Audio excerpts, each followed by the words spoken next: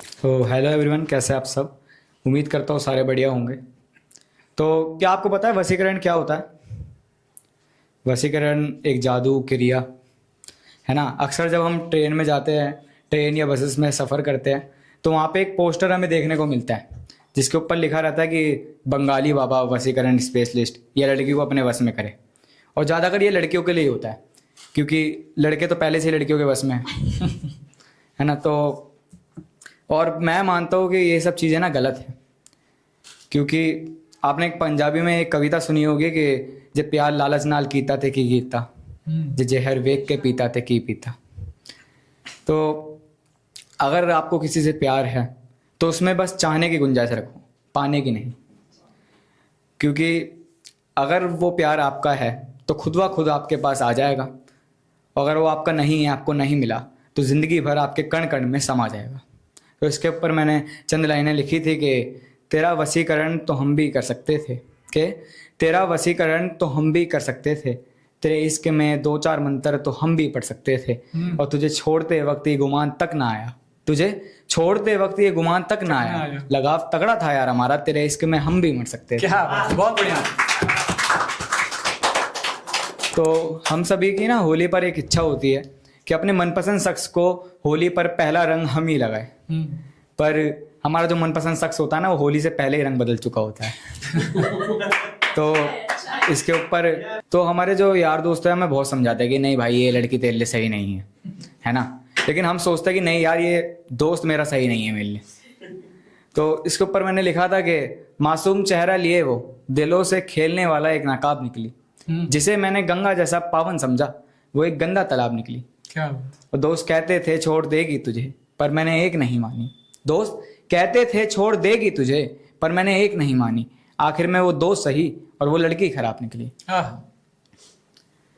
तो अगर हम मोहब्बत की बात करें तो मजनू से पूछो कि मोहब्बत क्या है। मजनू एक कुत्ते के पैर चूमता था, और जब उससे पूछते थे कि तुम इंसान होकर एक कुत्ते के पैर क्यों चूमते हो, तो वो कहता था कि तुम्हें एक कुत्ता दिखता है, ये मेरी लैला की गली से सुबह शाम निकलता है। और मैं पैर इसके चूमता हूँ लेकिन ध्यान अपनी लैला का करता हूँ। बढ़िया है। तो इसके ऊपर मैंने लिखा था कि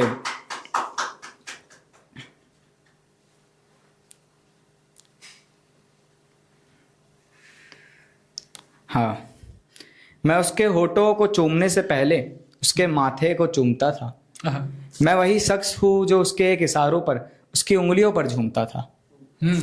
और लोग पागल आवारा कहते थे मुझे मोहब्बत में उसकी। अच्छा। लोग पागल आवारा कहते थे मुझे मोहब्बत में उसकी, उससे एक दिन बात ना हो तो मैं आवारों की तरह उसकी गलियों में घूमता था। क्या बात है, बहुत बढ़िया। तो मैं मानता हूँ कि ना इस दुनिया की सबसे खूबसूरत चीज़ है एक औरत, है ना। औरत हमारी माँ या हमारी प्रेमिका या फिर हमारी बहन।